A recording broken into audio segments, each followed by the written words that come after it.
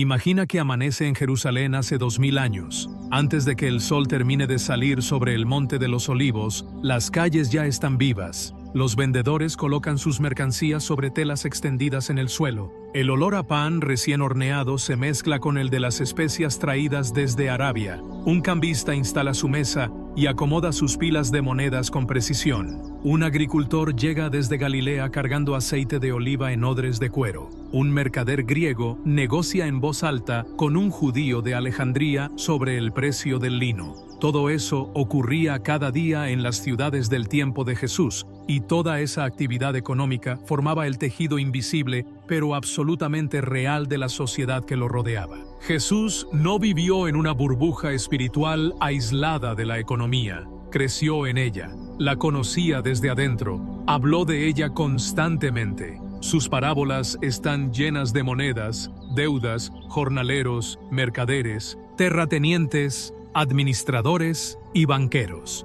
Para entender lo que dijo, hay que entender el dinero y los mercados de su tiempo. Y lo que descubriremos es fascinante, complejo y perturbadoramente parecido a nuestro propio mundo. Deja tu like, suscríbete y comparte. Comencemos. Para entender cómo funcionaba la economía en tiempos de Jesús, hay que comenzar por el marco que lo determinaba todo: el Imperio Romano. Roma era, en términos modernos, una superpotencia económica que controlaba el comercio mediterráneo de manera casi total.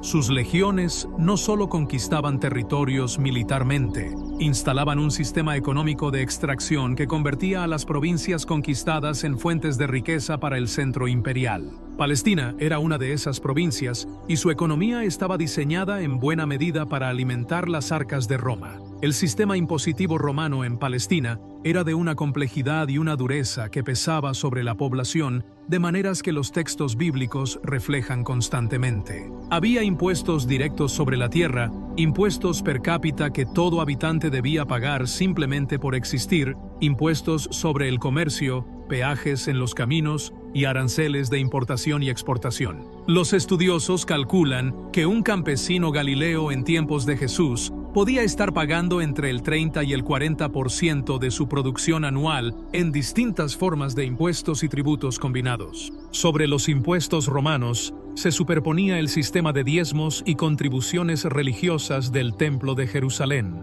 La ley judía establecía el diezmo de la cosecha para los levitas, un segundo diezmo que el adorador debía consumir en Jerusalén, y cada tercer año un diezmo adicional para los pobres. El impuesto del templo, el didracma anual, era otra contribución obligatoria. En total, las obligaciones religiosas podían añadir otro 10 o 15% sobre la producción del campesino. El resultado era que la mayoría de los agricultores vivían perpetuamente al borde de la subsistencia, y cualquier mala cosecha podía empujarlos al endeudamiento y eventualmente a la pérdida de sus tierras. Uno de los aspectos más fascinantes y menos conocidos de la economía del siglo I en Palestina es su sistema monetario. No había una sola moneda, había una superposición de sistemas que reflejaba la complejidad política y cultural de la región. Un habitante de Jerusalén podía manejar en un solo día monedas romanas, monedas de bronce locales,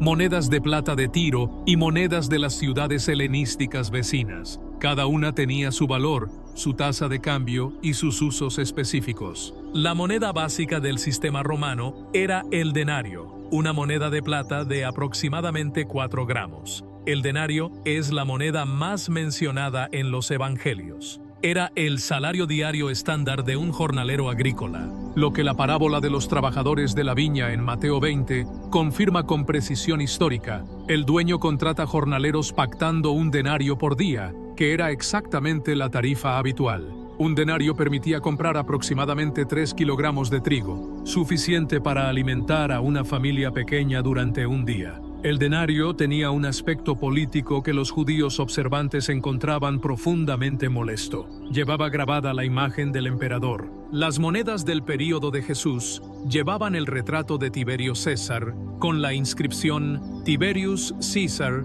Divi Augusti Filius Augustus, es decir, Tiberio César, hijo del divino Augusto. La reivindicación de carácter divino implícita en esas palabras era directamente blasfema para los judíos. que tenían prohibido hacer imágenes y rechazaban la divinización de los emperadores. Esta es exactamente la tensión que explota cuando los fariseos intentan tender una trampa a Jesús preguntándole si es lícito pagar impuestos al César. La respuesta de Jesús, dad al César lo que es del César y a Dios lo que es de Dios, es una de las frases más debatidas de toda la historia del pensamiento político y teológico. Al preguntar cuya imagen y cuya inscripción tiene la moneda, Jesús apunta al fundamento del sistema monetario romano, la autoridad del emperador. La moneda pertenece al César porque lleva su imagen. Y entonces la pregunta implícita es poderosa. ¿Qué lleva la imagen de Dios? El ser humano, según el Génesis,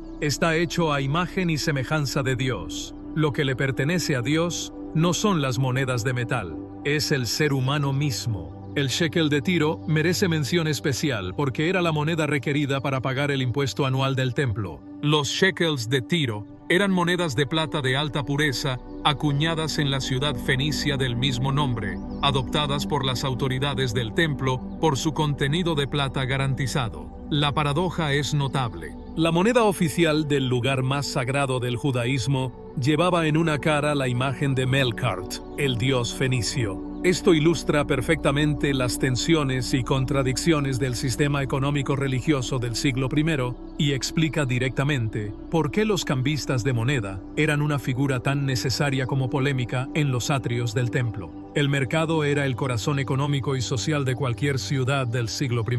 Las excavaciones arqueológicas en el área del Monte del Templo y sus alrededores han revelado una calle comercial impresionante a lo largo del muro occidental del recinto del templo, con tiendas de 2 plantas cuyas fachadas daban al pasillo cubierto interior. Lo que se vendía era una mezcla de productos locales e importados que reflejaba la posición de Palestina como cruce de rutas comerciales entre el Mediterráneo, Arabia y Mesopotamia. Los productos locales incluían aceite de oliva de alta calidad, vino de las viñas de Judea y Galilea, dátiles y bálsamo de Jericó, pescado salado del lago de Galilea, trigo y cebada de la llanura de Jezreel, lana y cuero de los numerosos rebaños de la región. Los productos importados mostraban el alcance del comercio internacional. Especias de Arabia y la India como pimienta negra, canela y cardamomo, lino fino de Egipto, papiro para escribir, vasos de vidrio soplado de Sidón y Tiro, cerámica de terra sigillata de los talleres romanos del norte de Italia. El mármol para los edificios suntuosos se importaba de las canteras del Egeo. Las rutas comerciales que conectaban Palestina con el resto del mundo antiguo eran varias. La ruta costera del Mediterráneo, la Vía Maris de los textos bíblicos, conectaba Egipto con Siria y Mesopotamia, pasando por las ciudades costeras de Palestina. La ruta del rey pasaba por Transjordania y conectaba Arabia con Siria. El puerto de Cesarea Marítima, construido por Herodes el Grande con tecnología romana de vanguardia incluyendo concreto marino capaz de fraguar bajo el agua, era el principal punto de entrada y salida del comercio marítimo. Flavio Josefo lo describe como una maravilla de la ingeniería que podía competir con el del Pireo en Atenas. La economía del siglo I no era solo mercados y monedas, era el trabajo cotidiano de miles de artesanos, pescadores, agricultores y comerciantes. La pesca en el lago de Galilea era una industria real, no una actividad de subsistencia romántica. El lago de Galilea, llamado también Mar de Galilea o Lago de Tiberíades, tenía una superficie de aproximadamente 166 kilómetros cuadrados y era extraordinariamente rico en peces. La ciudad de Magdala, también llamada Tarichaeae en griego, que significa lugar de conservación de pescado, era el principal centro de procesamiento del pescado del lago. El pescado se salaba, se secaba o se conservaba en garum, la salsa de pescado fermentado, que era condimento básico de toda la cocina romana y mediterránea. Desde Magdala, el pescado procesado se exportaba a todo el imperio. Los pescadores que Jesús llamó como primeros discípulos, Pedro, Andrés, Santiago y Juan, no eran pobres marginales. Poseían barcos, redes y equipo de pesca, lo que representaba una inversión significativa. El Evangelio de Lucas describe la llamada de Pedro con un detalle revelador. Pedro tiene socios, los hijos de Zebedeo. La palabra griega usada es metochoi, que en el lenguaje comercial del siglo I designaba a los socios de una empresa. Los pescadores galileos operaban en pequeñas empresas cooperativas con divisiones de trabajo y capital compartido. No eran magnates, pero tampoco eran indigentes. Eran la clase media trabajadora del siglo I, con activos reales, obligaciones tributarias concretas y una red de relaciones comerciales establecidas. Deja tu like, suscríbete y comparte. Los artesanos urbanos se organizaban en gremios o asociaciones profesionales, en griego kollegia, que regulaban el acceso al oficio, fijaban estándares de calidad y actuaban como redes de apoyo mutuo para sus miembros. En Jerusalén, los barrios artesanales se concentraban en zonas específicas. Los curtidores trabajaban cerca del agua y lejos del centro, porque el proceso de curtido producía olores muy fuertes. Los alfareros en zonas con acceso a la arcilla adecuada. Los tejedores en barrios específicos. Esta especialización geográfica de los oficios es característica de las ciudades del Mediterráneo antiguo y ha sido confirmada por la arqueología. El Evangelio de Hechos. Cuando Pedro va a casa de Simón el curtidor en Jope y se aloja allí, menciona con precisión que la casa estaba junto al mar, exactamente donde los curtidores instalaban sus talleres por necesidades del proceso y por el olor. El sistema bancario en el siglo I no existía en la forma moderna, pero había mecanismos financieros sorprendentemente sofisticados. Los cambistas de moneda, en griego kolibistai o trapesitai, eran una figura esencial de la economía urbana. Su función más básica era cambiar unas monedas por otras, pero también actuaban como prestamistas, aceptaban depósitos y transferían fondos entre ciudades usando sistemas de cartas de crédito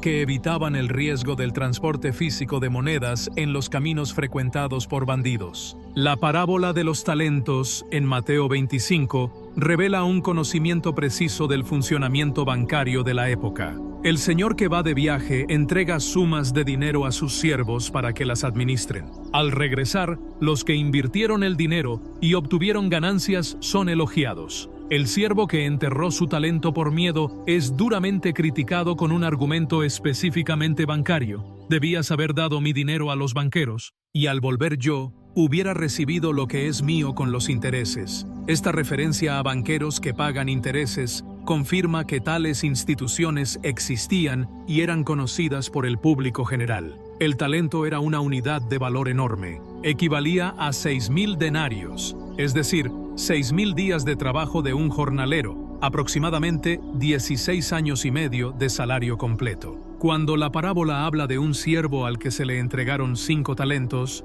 habla de una suma equivalente a más de 80 años de trabajo. Esto da una idea clara de la escala de las fortunas que existían en la cima de la sociedad del siglo I y del abismo económico que separaba a las élites de los trabajadores comunes. Si hay un tema económico que domina las enseñanzas de Jesús más que cualquier otro, es la deuda. El endeudamiento era el mecanismo central a través del cual los pequeños agricultores perdían sus tierras y las familias caían en la dependencia. El proceso era brutalmente simple. Un campesino con mala cosecha pedía prestado para sobrevivir el invierno. Si la segunda cosecha también fallaba, la deuda crecía. Ofrecía su tierra como garantía. Si no podía pagar, perdía la tierra y pasaba a ser arrendatario en lo que antes había sido su propia parcela. Si la situación empeoraba más, podía caer en la servidumbre por deudas. Las prisiones de deudores eran una realidad del siglo I.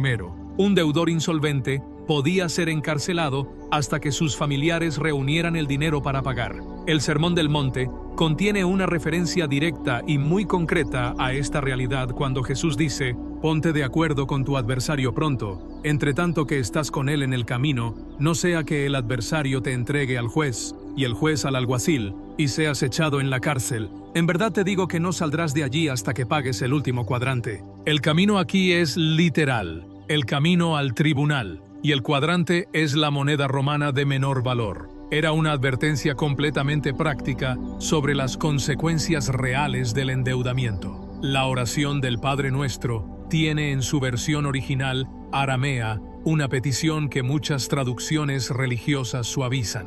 Perdónanos nuestras deudas, así como nosotros perdonamos a nuestros deudores. La palabra que en griego usa Mateo es opheilema, que significa literalmente deuda económica. La versión de Mateo, considerada por muchos estudiosos más cercana al original arameo, usa una metáfora económica poderosa para hablar del perdón espiritual. Así como una deuda puede ser condonada, Dios condona las faltas humanas. Esta metáfora no era abstracta, venía de una realidad económica que los oyentes de Jesús conocían con toda su crudeza y su dolor. Uno de los aspectos más sorprendentes de la ley económica del Antiguo Testamento es el sistema del año sabático y el jubileo. El año sabático ocurría cada 7 años según el Levítico y el Deuteronomio y tenía 2 dimensiones: la agrícola, donde la tierra debía descansar sin sembrarse, y lo que crecía espontáneamente estaba disponible para todos los pobres y extranjeros, y la financiera, donde las deudas entre israelitas debían ser perdonadas. Esto era revolucionario.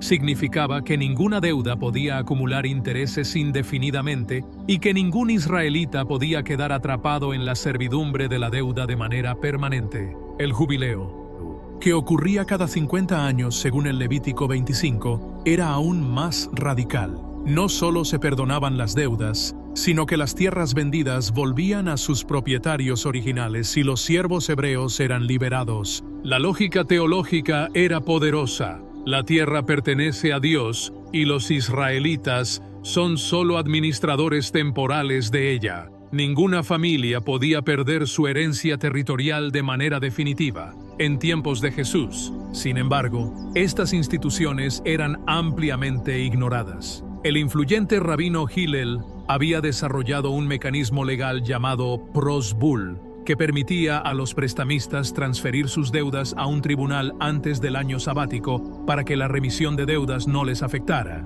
Un expediente legal que vaciaba de contenido el espíritu mismo de la ley.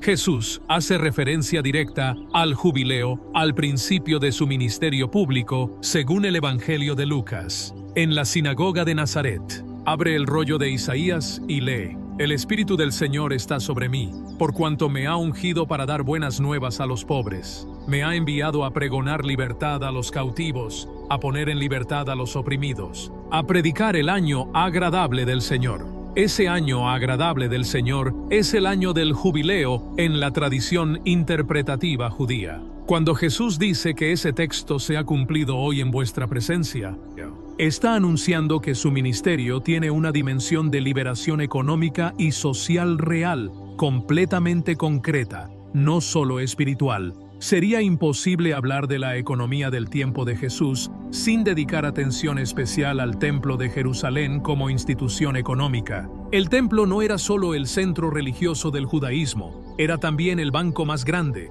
el empleador más importante y el mercado más activo de toda la región. Su impacto económico era tan masivo que su destrucción por los romanos en el año 70 de la Era Común provocó una crisis sin precedentes que tardaría generaciones en superarse. El tesoro del templo acumulaba riquezas enormes. Recibía el impuesto anual del medio shekel, pagado por todos los varones judíos del mundo, incluyendo los millones de judíos de la diáspora en Egipto, Siria, Asia Menor, Grecia e Italia. Recibía donaciones voluntarias y custodiaba los depósitos de particulares que lo usaban como banco seguro. Flavio Josefo menciona que en el templo se guardaban los ahorros de las viudas y los huérfanos. Cuando los romanos saquearon el templo en el año 70, encontraron riquezas tan enormes que el precio del oro en todo el Oriente cayó a la mitad por la cantidad que inundó el mercado de golpe. La expulsión de los mercaderes del templo por Jesús,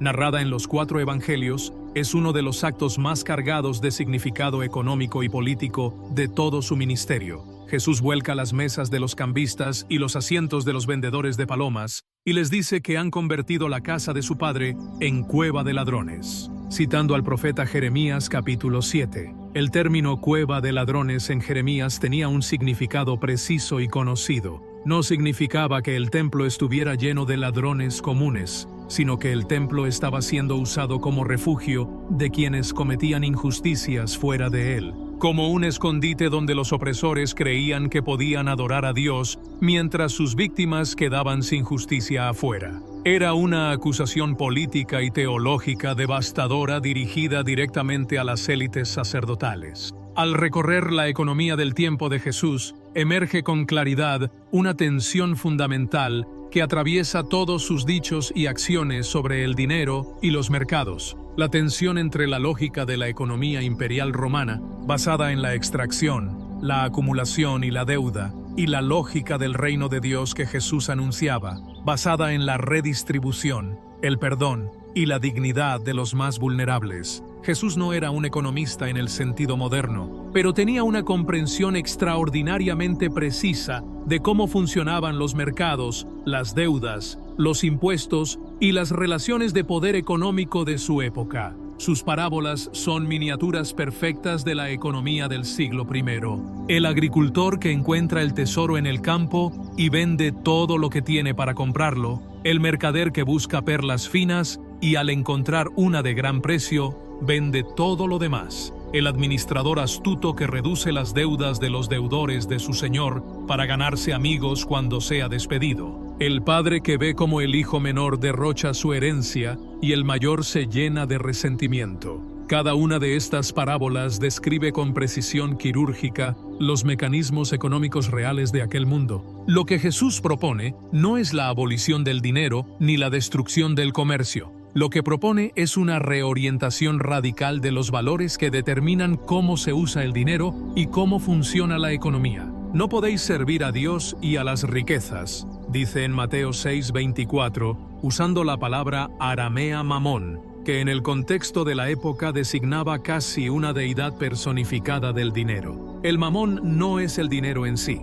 es el sistema de valores que convierte el dinero en el centro de la existencia, que sacrifica las relaciones humanas, la justicia y la dignidad en el altar de la acumulación sin límite. Las bienaventuranzas en Lucas 6 son en forma directa, sin suavizaciones. Bienaventurados vosotros los pobres, porque vuestro es el reino de Dios. Y en contraste inmediato, pero ay de vosotros, ricos, porque ya tenéis vuestro consuelo. En Lucas, las bienaventuranzas no son actitudes espirituales abstractas, sino condiciones socioeconómicas reales. Esta claridad incómoda recorre todo el Evangelio de Lucas y explica por qué los poderosos de la época encontraban a Jesús tan peligroso. No hablaba solo de almas, hablaba de tierra, de deudas, de impuestos, de quién comía y quién tenía hambre. La comunidad que Jesús reunió alrededor de sí practicó desde el principio una economía alternativa. El Evangelio de Juan menciona que los discípulos tenían una caja común. Lucas describe en los Hechos de los Apóstoles cómo la primera comunidad cristiana de Jerusalén ponía todos los bienes en común y distribuía a cada uno según su necesidad. Esto no era un comunismo moderno, pero era una respuesta concreta y práctica a la lógica del reino que Jesús había anunciado. Una economía de la fraternidad donde la necesidad del otro importa más que la acumulación propia. 2000 años después, las preguntas que Jesús planteó sobre el dinero y los mercados siguen siendo las más urgentes y las más incómodas. ¿Para qué sirve el dinero? ¿A quién sirve el mercado? ¿Cuándo la riqueza se convierte en obstáculo para la humanidad plena? ¿Qué significa un sistema económico justo? El hecho de que Jesús las haya hecho con tanta claridad y con tanto coraje en el corazón de una de las economías más poderosas del mundo antiguo sigue siendo, para quien quiera escuchar, una interpelación profunda que no ha perdido ni un gramo de su fuerza ni de su vigencia. Cuando leemos las parábolas de Jesús sobre el dinero, entendiendo el contexto económico real del siglo I, algo cambia en nuestra comprensión. Ya no son cuentos morales vagos, son radiografías precisas de un sistema donde unos pocos acumulaban riquezas enormes mientras la mayoría luchaba por sobrevivir bajo el peso combinado de los impuestos imperiales, los diezmos religiosos y las deudas que se multiplicaban. Jesús vivió en ese sistema, lo conoció desde adentro, lo observó con ojos de hijo de artesano y de predicador itinerante que dependía de la generosidad de los demás para comer. Y desde ese lugar, habló con una autoridad sobre el dinero que ningún teórico académico alejado de la realidad cotidiana podría haber tenido. Su mensaje económico no era una evasión hacia lo espiritual, era un desafío directo a las estructuras de poder que producían miseria. Cuando anunció el año agradable del Señor en Nazaret, cuando expulsó a los cambistas del templo, cuando dijo que los pobres son bienaventurados y que los ricos ya tienen su consuelo, cuando narró la parábola del rico insensato que acumula grano pensando que tiene asegurada su vida por muchos años y esa noche muere, estaba tocando el nervio más sensible de la sociedad de su tiempo. Y ese nervio sigue igual de sensible hoy, porque las preguntas no han cambiado, solo han cambiado los montos, las monedas y los nombres de los que las hacen. Deja tu like, suscríbete y comparte. Hasta la próxima.